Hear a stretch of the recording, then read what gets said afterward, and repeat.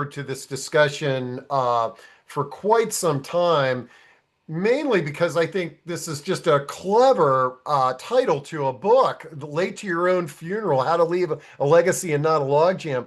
But before we meet our author, Rachel Donnelly, folks, I want to introduce you to Brad Mitchell, who's with a publication in Ohio called Thrive. And Brad is partnering with us on this discussion. So, first off, welcome all the Thrive readers that are out there. But for those that aren't familiar with you and Thrive, Brad, share a little bit about your background. Hey, thanks, Steve. Yeah, we're delighted to be partnering on this live discussion today. And yeah, warm welcome to some of the attendees from the Cleveland, Ohio market. Quick background, Brad Mitchell, founder and publisher of Northeast Ohio Thrive After 55. We do the magazine and we have a strong digital platform and we also host live events. We've been around for over 10 years, but we recently rebranded from our former name of Northeast Ohio Boomer to Northeast Ohio Thrive After 55. And it's been a really refreshing change for us, and it's been very well received by the audience. And we also publish a local parenting magazine, among other things. And we're looking forward to the discussion today. I'm sure we Yeah, all have a lot to learn from Rachel. absolutely. I really thank you for your support and welcome to all the what do they call people that live in Ohio? Buckeyes, all the Buckeyes that are in the audience. Is that the term? There's something Yeah, like Ohioan or something like yeah, Ohioans, but you can call us Buckeyes. It's not offensive, so just don't call us late to dinner. That's all good. Yeah. I love it. All right. Well, thanks a lot, Brad. And now I'm delighted to introduce everybody to Rachel Donnelly, who is the author of Late to Your Own Funeral, How to Leave a Legacy in a Logjam. And Rachel, we're going to dive into how you came up with the title and your book in a moment. But before we do that, give me a little bit of your background and what led to your career in this area. Yeah, well, thanks so much for having me, Steve. I'm so excited about our discussion today and so glad to be here. But yeah, so what led me to this career? I mean, whoever thinks that they're going to be in a career around death? I don't think anybody does. But I sort of feel like that my life was sort of leading up to this. Unfortunately, just due to several events that happened in my life, that led to this spot in me really noticing a gap in the market in terms of logistical and practical support for those who've lost a loved one. But I'd say the real motivating factor that led me to start my business and then to write my book was unfortunately, I lost both of my parents at young ages, and my mom died at a time when I had just started a brand new job where I had no time off in the first 90 days. And unfortunately, she was diagnosed with cancer, had major surgery, and then died within the first 60 days of this brand new job. And at that time, I had just moved. I had two very small children, and her death led me not only to have to navigate, of course, the loss of now both of my parents, grieving those losses, but also, taking care of her brother, my uncle, who was in latter stages of Parkinson's disease. And so all of these sort of life events, and now having all of these new sort of part-time jobs thrust upon me when I was supposed to be wowing my boss, right? Taking care of my kids, figuring out what was for dinner, moving into a new house. It was completely overwhelming. And I just really thought I would have given somebody probably my firstborn if they would have helped me out during that time. But I didn't know the difference, like I say in my book, between a power of attorney and a power ranger. Like I was really, um, I didn't know all of the terms, all of the needs. And so I was thrust into this world and at a time when I'm supposed to be grieving, right? And I thought, how unfair is this that we are supposed to become these skilled project managers with superb executive functioning skills at a time when we are grieving our loved ones and the ones who are most important to us. And so that led me to then One day I just had that light bulb moment of I'm going to create a business to help people with manage this life change. Like I feel like that there are so many roles out there around sort of project management for other life transitions, moving into a new home, having a baby, starting a new job, right? But I thought, why isn't there a sidekick, a quarterback for those who've lost a loved one and going through those the unavoidable administrative tasks that exist in shutting down someone's life. So you started this business, and I just shared your website. After it's Yeah, called Afterlight, yeah, and then I imagine like how long I imagine that experience of being in the middle of this and working with so many clients is what led you to writing your book, yeah, which is yeah. just recently published. Yeah, writing the book, then I felt like I had all of these stories, not only personally, but then working with clients and now having worked on over 100 estates, I was seeing the same blind spots and the same issues over and over again. And I thought, my goodness, if the number of Americans who have a will is going down, right? The people are doing the same things and not knowing that they need to set up their family, their loved ones, their executor, their trustee for success in a different way. If I'm seeing these same things over and over again, sort of Houston, we have a problem.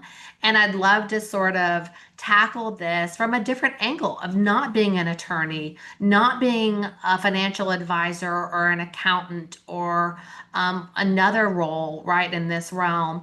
And I really wanted to take it, sort of boil it down into understandable terms, but also add a little fun to it, right? Because this is the most boring topic ever. Estate planning really is. And I wanted to write a book that maybe entertained a little people a little bit, but then also made them not want to like fall asleep or like stick a rusted spoon through their eye, like I say, in reading it.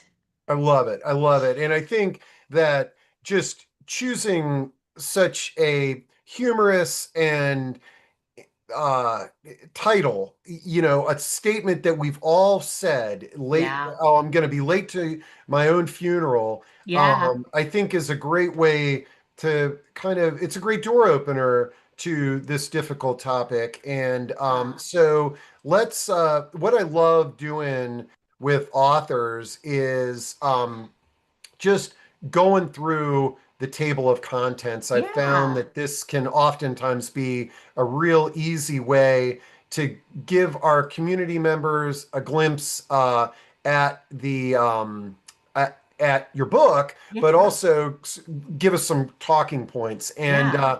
And so, folks, especially those that have never been on these discussions before, if you have any question at all, or if you've got a personal story that you want to share, use Q&A, use chat, and we'll make sure to get to it. But Rachel, let's dive into the book, and I'm using Amazon here, which I'll share the link so that Yeah. people can order it. But while I'm getting to the table of contents, let's talk about that title. I mean, Yeah. Yeah. was that your first choice, or like what?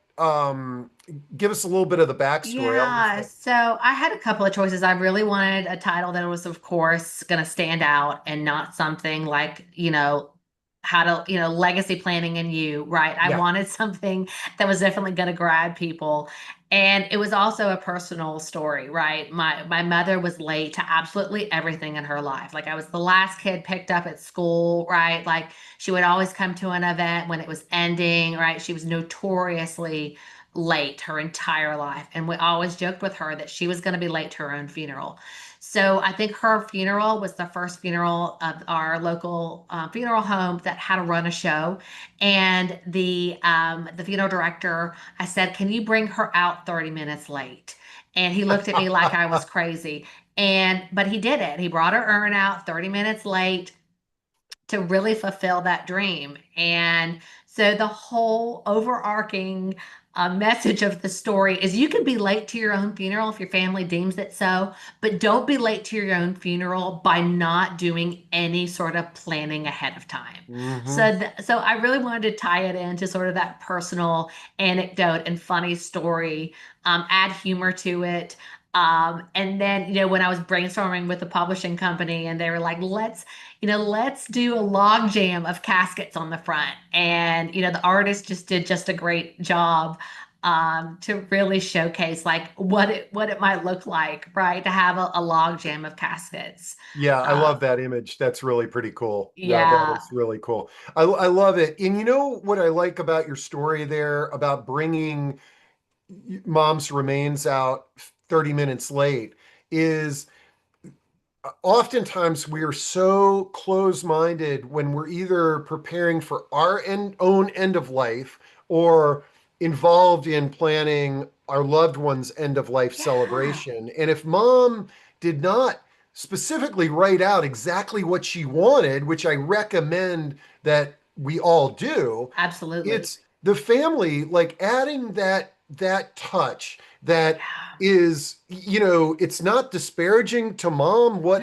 at no, all, but it just it lightens the mood. And it's sort of um one of the coolest things is I had a loved one just recently passed, and the kid said, our dad always wore colorful clothing, so don't wear black to this event. yes, I And love that. it heightened the mood, and but folks, the cool thing is we can be in the driver's seat here. We can dictate what we want that celebration to look like. Right. And we don't need to, if you're bound in traditions, yeah, sure, man, Yeah. stick with those traditions. But if you want to get crazy Get and crazy. This is your life. This is your yeah, legacy. exactly. If you Yeah. want to have an ash scattering party in Cabo San Lucas with tequila shots and like confetti, like why not? Like it doesn't always have to be that very old school, like traditional funeral. Like that's what I love about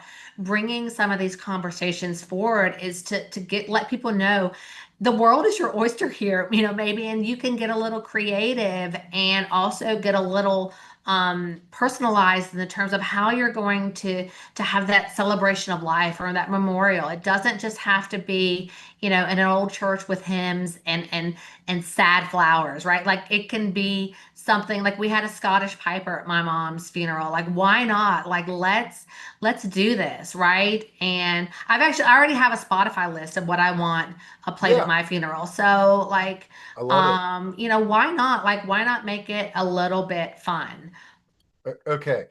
I love all this, and let's dive in, and Yeah. we can sometimes we just go chapter by chapter, but you can dictate this too, Rachel, if there's something you want to dive into. But let's start with chapter one, the business of death, the flaming dumpster fire that we leave in our wake. I love your use of humor here, but give us some thoughts on this topic. Yeah, so I really wanted to bring forward the unfortunate reality, like I said, that there is an unavoidable administrative burden that falls to family, right? When you lose a loved one, you've got to settle their affairs, you've got to transfer assets, you've got to pay debts, you've got to get rid of their underwear, right? Like there are all of these things that you unfortunately have to do that are unavoidable. And so I sort of said, no, it's not this like deep underground, enterprise, but there is an administrative task of death and dying that needs to be handled. And, people don't realize that it can take over 500 hours of effort by an executor to settle an estate. So I really wanted to sort of educate people in what can be involved in settling the estate. And people think, oh, I've had the funeral, we wrote the obituary, right? Like, but there are other things that need to be done. Like I said, transferring assets, paying debts, getting rid of and a mom's Hummel figurine collection, right? There are all these things that have to happen. And by you realizing that, I think, and that knowledge is power. And then you're able to say, okay, let me think through some of these decisions so my family is not left with this sort of domino effect of decisions. I love it. And Keena says, one of my legacy conversations kicks off with, don't forget to pick up my dry cleaning.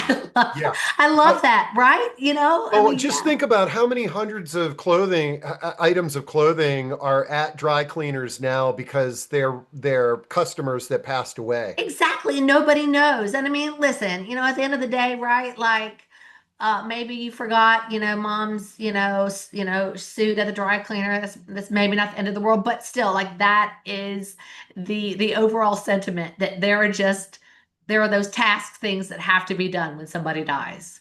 All right. And I like how Dinah has shared that actually Elizabeth Taylor left instructions to be that it should start 15 minutes I late. love that. And Oh my I had goodness. no See? idea that's if Elizabeth Taylor can get creative on her end of life planning, Like, we all can. why can't we all? Yeah. Absolutely. Okay, and here's what I love is chapter two. I love your title for chapter two, and I'm hoping that you might have a story to share with us here is what happens when you don't do shit, okay? Is and it because I think oftentimes we're bombarded with, oh, you got to do this, you got to do that. And sometimes the best way to explain why you got to do it is hearing what happens when you don't do anything. Yeah, I mean, when you do nothing, you're leaving a flaming dumpster fire for your family, right? If you don't write a will, if you don't leave instructions, then you are leaving it up to wherever you live, your state,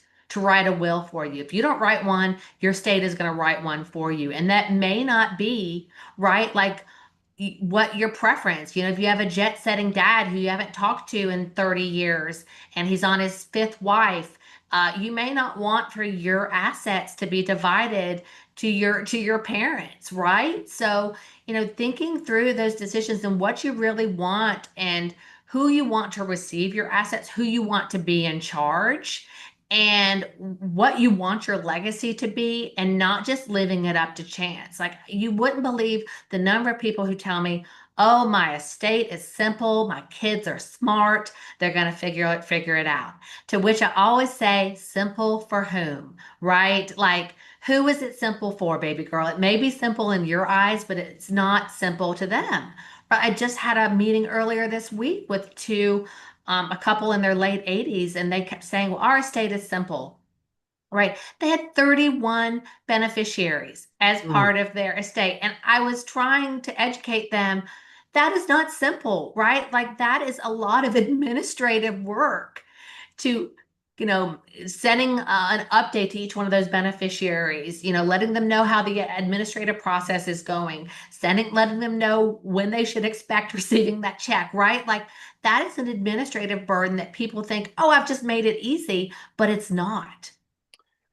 Yeah, and echoing that, Heather says, I hear people say all the time, I will be dead. Let them deal with it.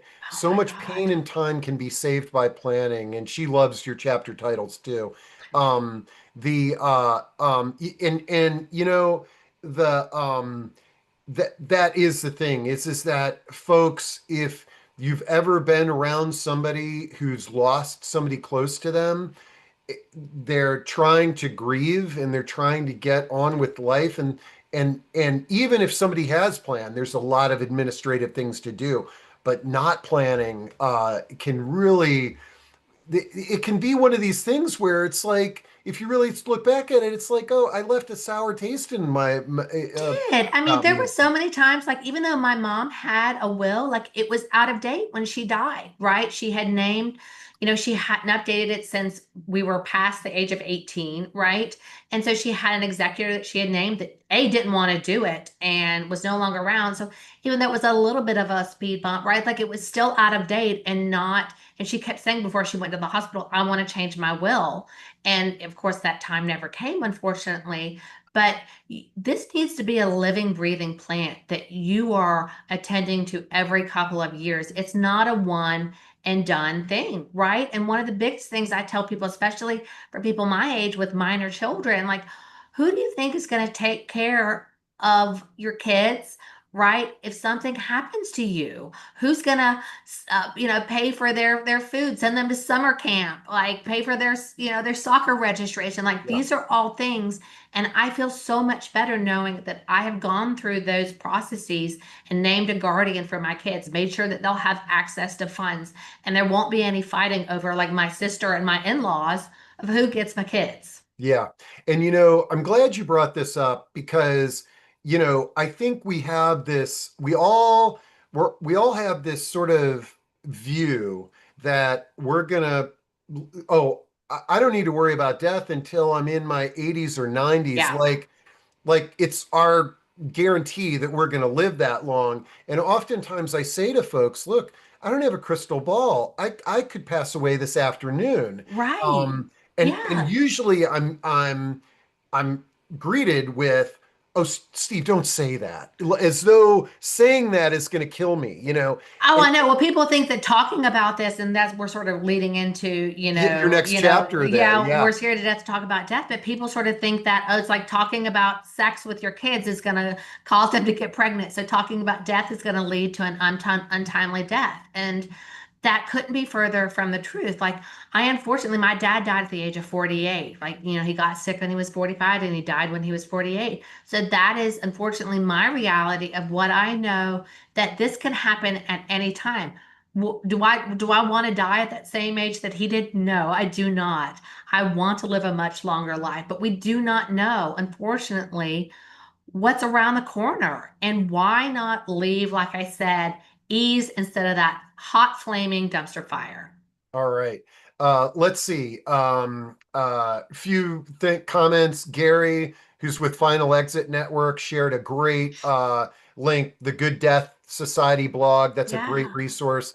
Naomi says she works for a funeral home, and I've seen firsthand the devastating consequences of not planning. But Amanda says, any hints for those of us who have no children or close family, at least younger ones, on how to choose an executor? And Yeah. and Amanda, this is like the number one question that comes up at our solo aging Yeah. discussions. Yeah. Um, Rachel, I'm curious at your experience and thoughts on this. Yeah, I mean, of course, that is such not a trend, but it is a reality that we're forcing as people are not having children, or they Or have outliving children or everybody. outliving, or they don't trust their children. Yeah. I've come across that several times, right? And you can employ, right, professional fiduciaries to be your executor, to be your healthcare power of attorney, to be your financial power of attorney. So first and foremost, if you have any trusted friends or anybody in your net, I would have that conversation, but make sure they are up for the job, right? I recently had a client who's his named well his she let me know, she said, you're gonna think I'm crazy, but I got a call from an attorney, and my ex-husband, who I hadn't spoken to in over 50 years, named me his executor in his documents. And she had no idea. She was not privy to anything in his life. She, like a saint, took the job on, which I would have declined, politely declined, but she took it on. But then that was so much work for her to have to figure out what was going on in his life. Like, what were his assets, his debts? What did he want to have happen? Right. So, and because he had no adult children, or he had no children at all, right? He, for some reason, left his ex-wife as his executor.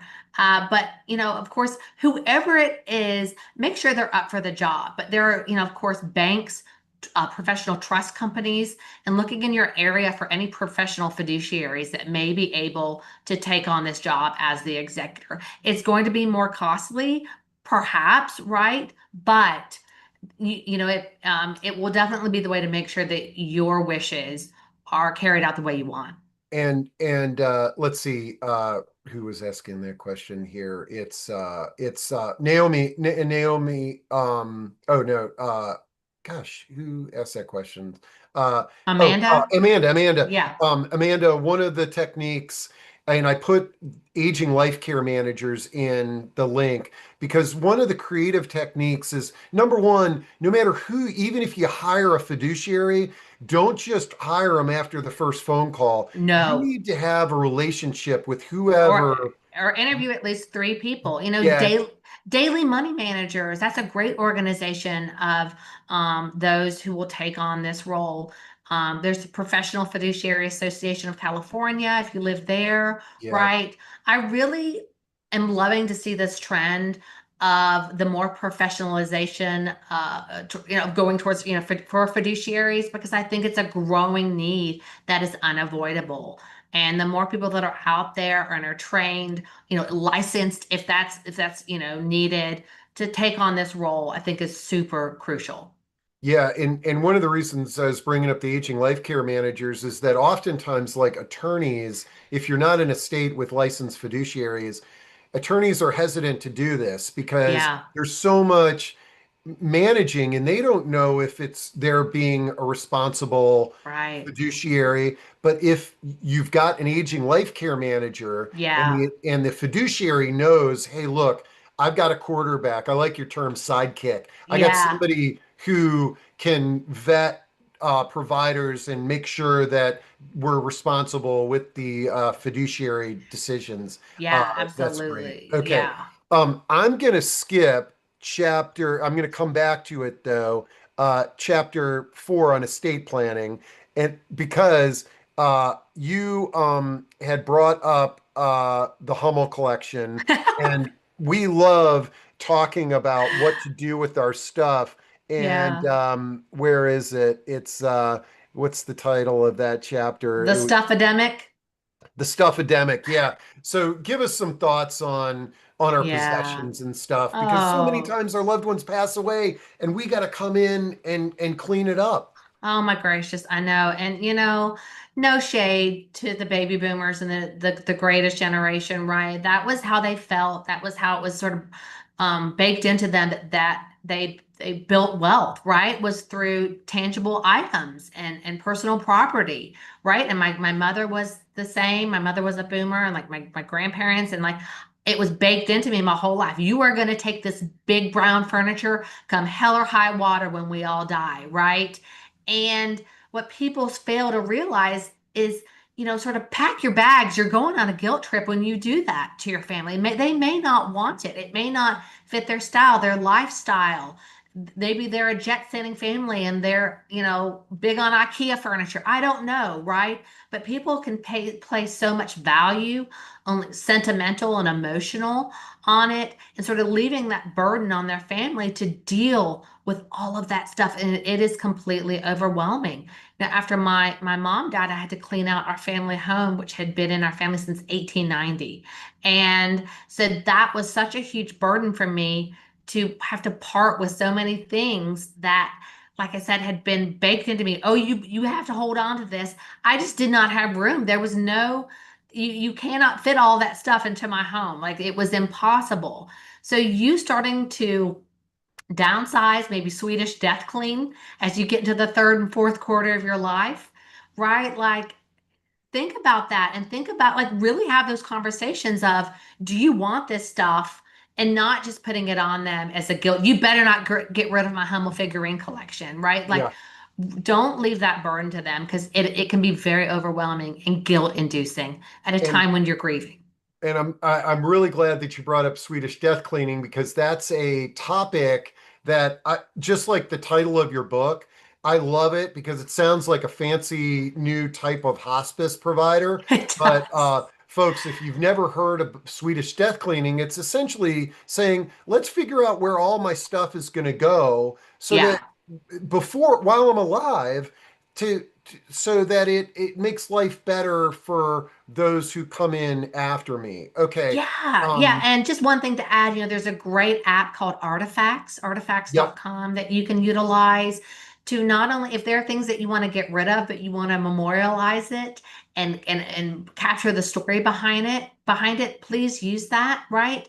And because many times people come into a home and they're like, is this a Van Gogh or is this from Home Goods? I don't know, right? So they're not an aspiring appraiser, right? So letting them know the provenance, the background, and that maybe the value of things will be helpful as they do downsize and then furnish. And then once you preserve those memories using artifacts or just, journaling or what have you, Yeah, video, then you can get rid of it. The memories are preserved. absolutely. Okay. Yeah.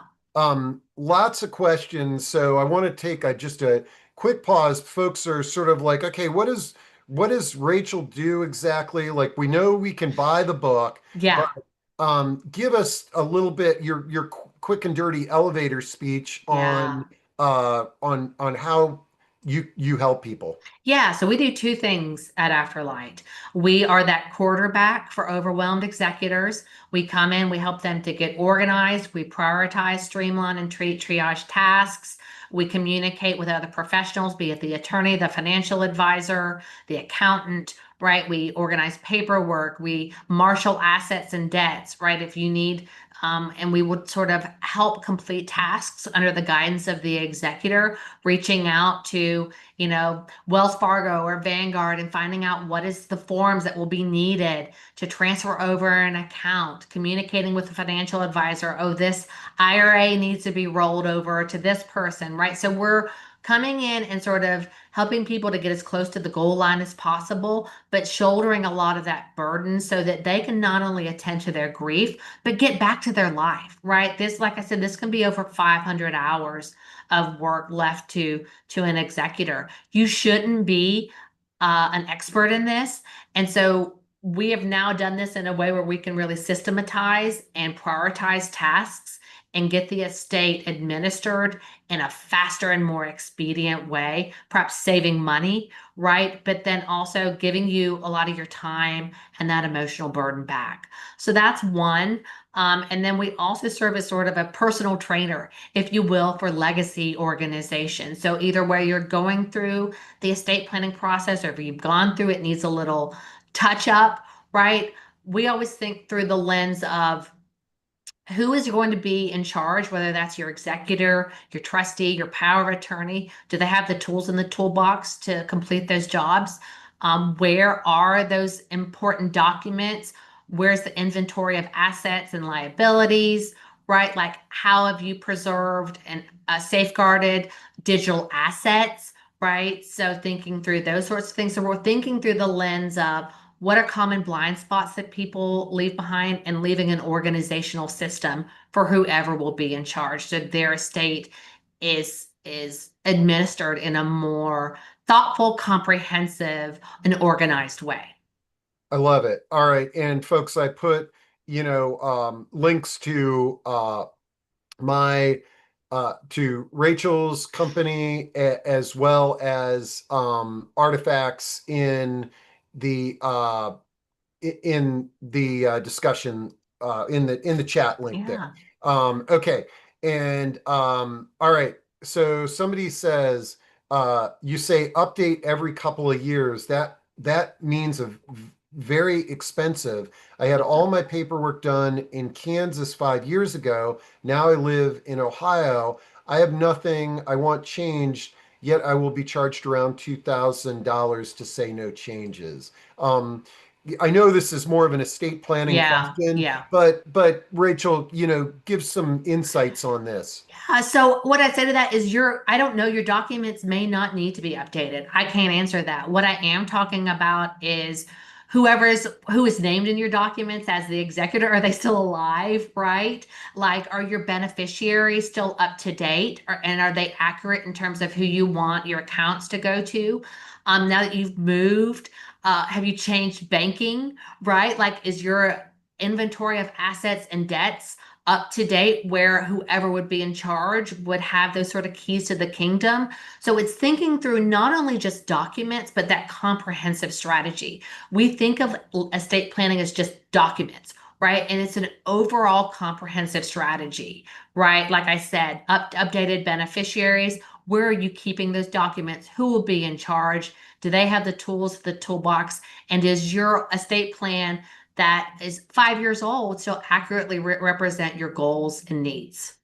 Yeah, and I think that to the person that asked that question, I think the significant thing that might be worth uh, talking to somebody about is that you moved locations, that you're in Yeah. Ohio. Yeah, you've moved. Like I don't, that's up for you to speak with an attorney, right? Is that will still valid in Yeah, that new yeah, state where you've moved, right? I don't know. I can't answer that. So, and and a lot of times a really great an education first t trust and estate attorney will maybe have a 15-minute conversation with you to sort of say yay or nay, and here's what I would recommend.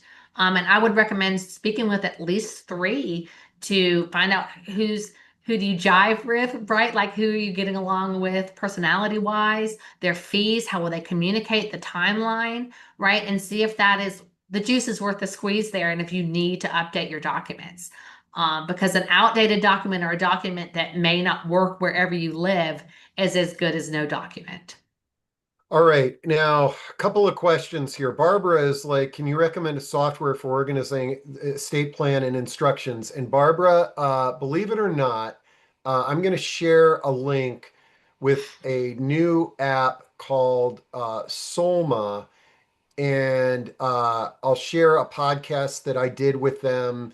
And they have a free offer for our positive aging community members. So that might be a something to that there's others that are out there, but try out Soma because it's free Oh, to us right now, and I found it to be a pretty cool, easy to use yeah. platform to just get things started. It's not getting the whatchamacallit, your legal documents, but it's a place to keep it organized. Yeah, it's a place to safeguard it and keep it, right? Another great place I love is Trustworthy. I really love their platform. Trustworthy. Yeah, Trustworthy is really great. It really depends on, do you want a cloud-based storage option, or do you want a locally stored? A great option if you don't want a cloud-based is My Data Diary. Trustworthy is of course an online cloud-based storage digital vault. Another one is Eternal Me, I really like. So I don't want to do just a one size fits all. Like I am digital vault agnostic, right? Your financial advisor may already be offering one that's free to you, right? So whatever you use, whatever you do, my biggest guidance and caution is make sure you're going to update it. It's not the platform, it's the adoption and the updating. Make sure it's going to be a tool that you're going to utilize, because throwing documents online and then not touching it ever again, right, is as good as nothing. Yeah. So that's my biggest thing is like make sure it's something you're going to utilize.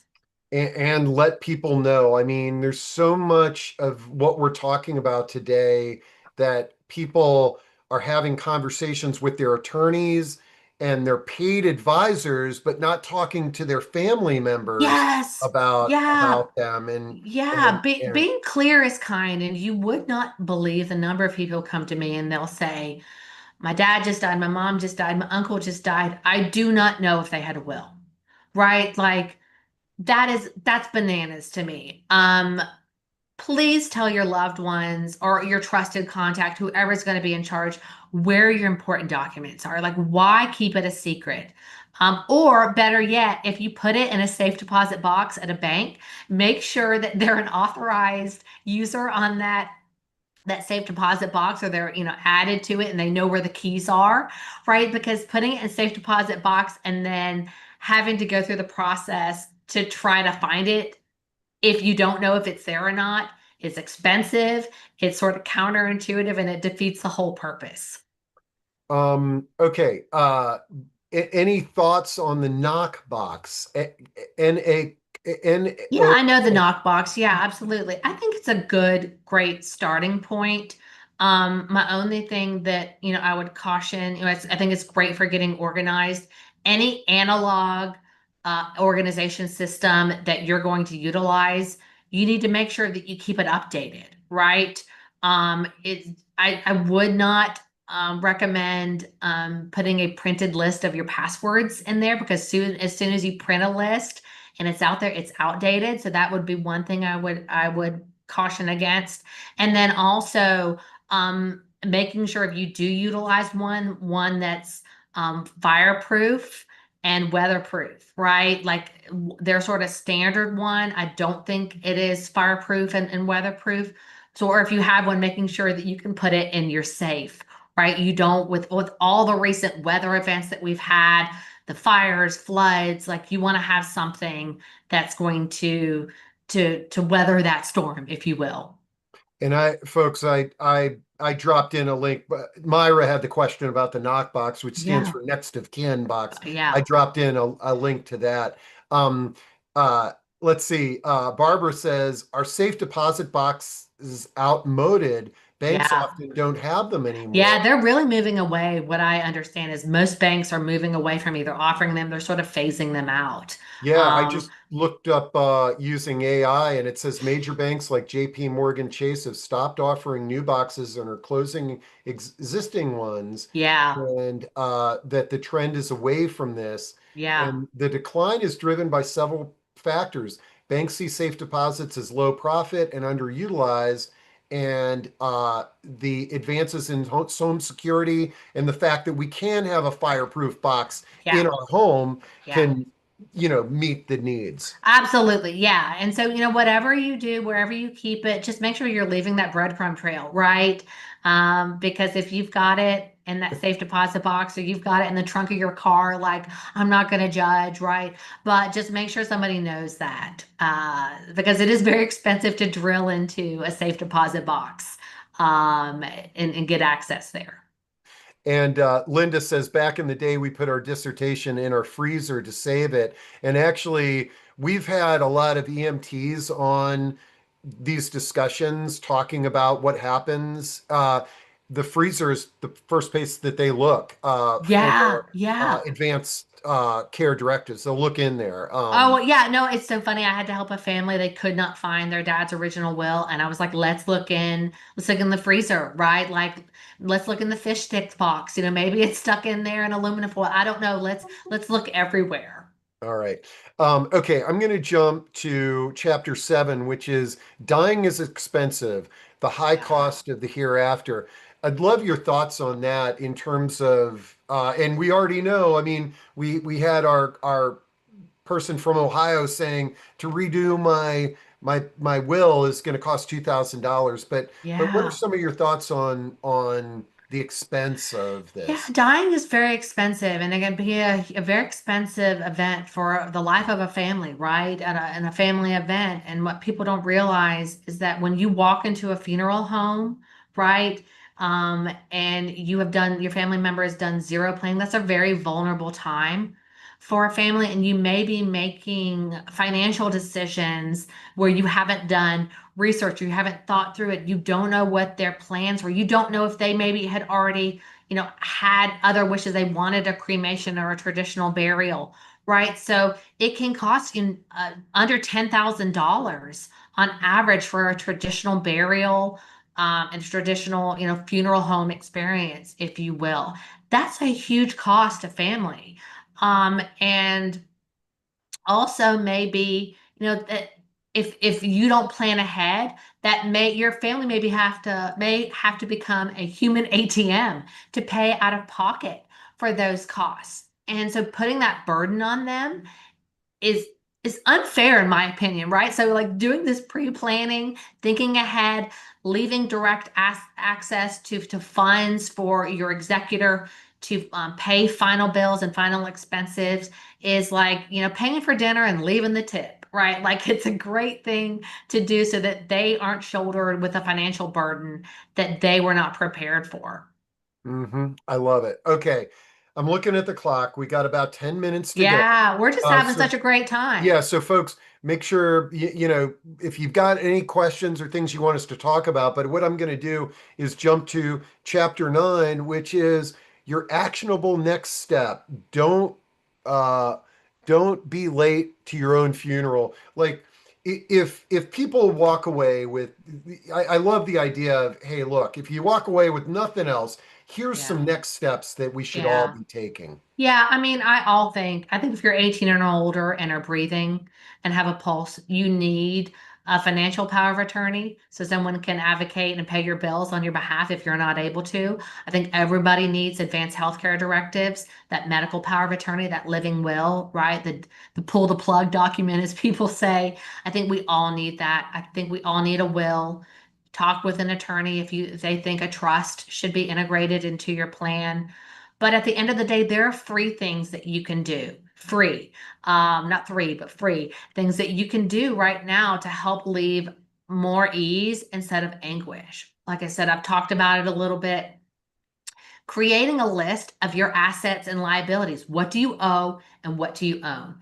People think, I don't have an estate. If you owe and you own, you have an estate. So leaving an up-to-date list of where you do your banking, where your IRA is, where your pension is, right? Like life insurance. Do you have a mortgage on a house, right? Do you have a car loan?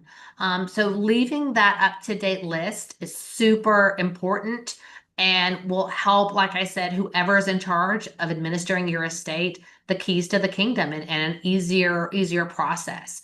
Make sure your beneficiaries are up to date, right? Whether that's your retirement accounts, those life insurance, um, you can leave beneficiaries on a bank account. You can leave a POD or payable on death or a transferable on death for brokerage accounts.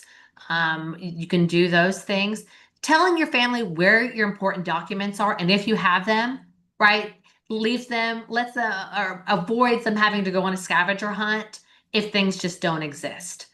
There are also things that you can do. Make sure you're including your digital assets as part of your estate plan. What do I mean by that? You know, your digital assets or anything you touch with a keyboard. Your online accounts, if you have an Etsy account where you sell homemade Christmas ornaments every year, I don't know. What email addresses you have, which ones you utilize for different accounts. One of the most heartbreaking things that I go through or that I see as families going through is when they don't have the unlock code to a phone, the password to a computer to access photos, videos, those precious memories that you cannot get back. And you cannot pick up the phone and call Google or Apple and ask for the password. They're not going to give it to you. So utilizing your Google and Active Account Manager, naming somebody who will be the delegate for your Google and Active Account Manager. You can name a beneficiary or a delegate for your Facebook account, and same thing with Apple. These are all called online planning tools, and they're sort of cousins to beneficiaries. I know I'm going off on a very fast tangent here, but it's so important for you to incorporate those digital assets as part of your plan as well. I love it. Those are three things, and I typed them in there for everybody. It'll be on the recording. Yeah. And I love this. Somebody talked about Yogi Berra. Yogi Berra said when his wife asked him what he wanted to do when he passed away, and his response was surprise me.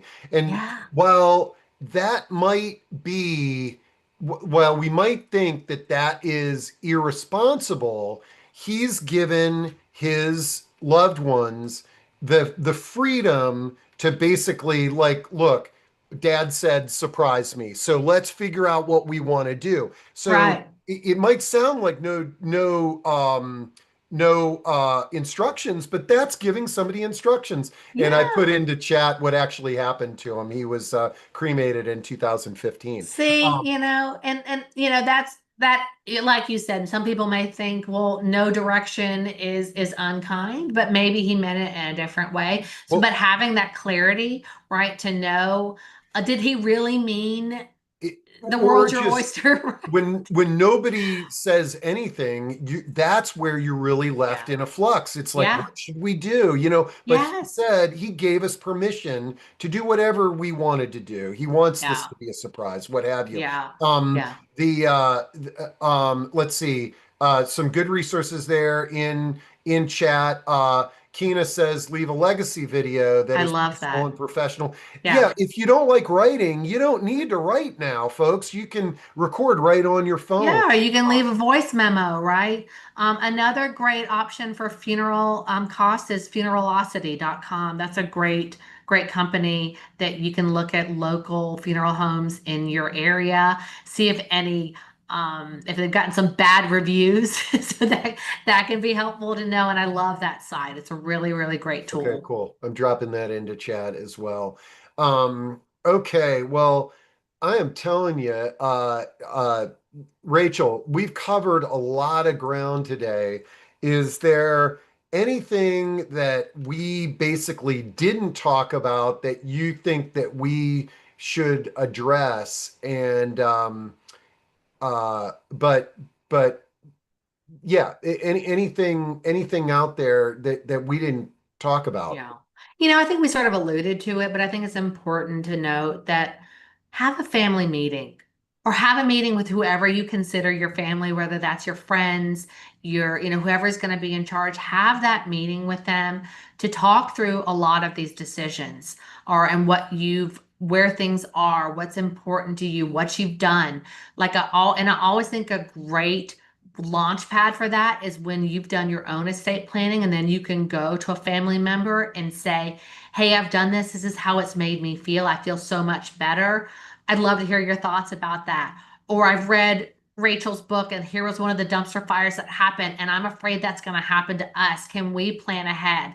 So having that not only a one-way conversation, but a two-way conversation with everybody involved, it really makes this a more approachable topic and something that we can approach, on a regular basis. Let's be honest, we're all uncomfortable with facing our own mortality. Like I'm not going to sit here and think that I'm clicking my heels and throwing confetti, talking about this. It is sad to think about. This is hard. This is hard stuff.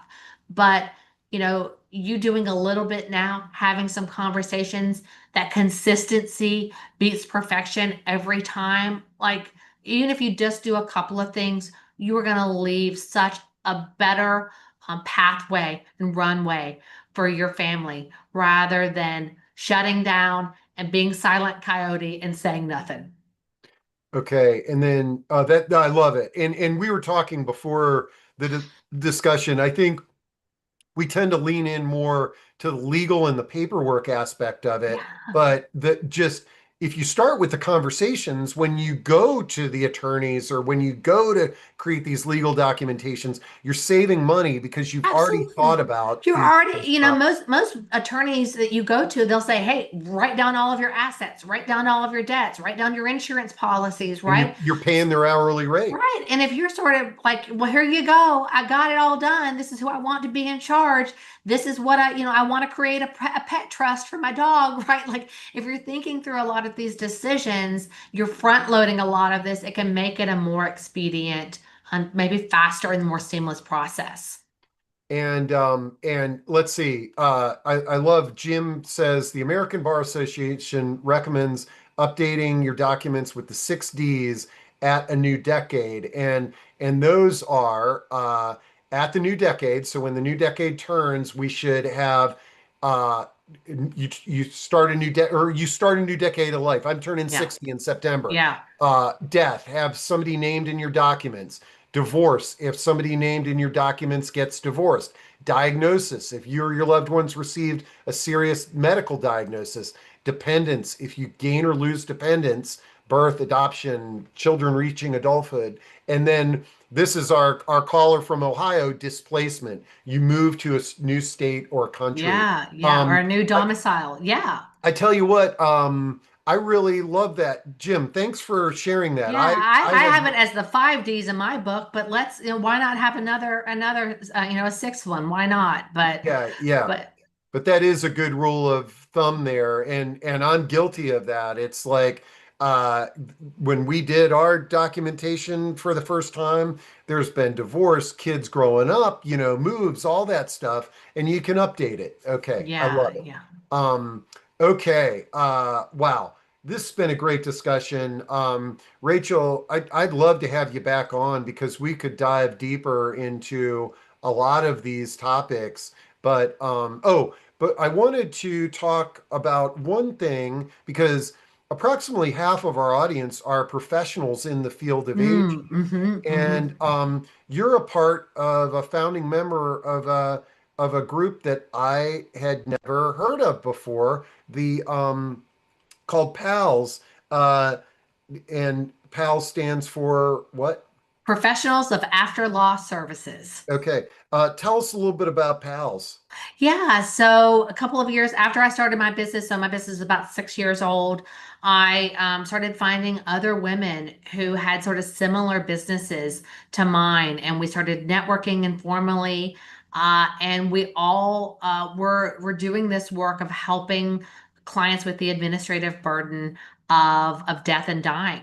And we started saying, "What do you call yourself?" And we said, you know what? Why don't we come up with a uniform term that we can all utilize? And so we came up with after loss professionals. Hmm. People started finding out about us. They said, could you teach us how to do what you do?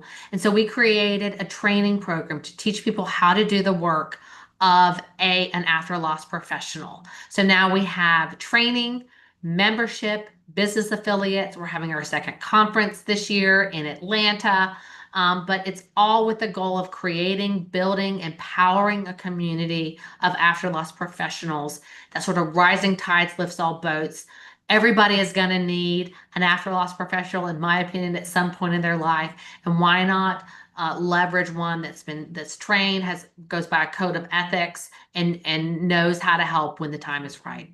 Yeah, and I think what I like most about that association is this concept of after loss professionals because it could be a death, end of life doula, it could be a Right. financial planner Right.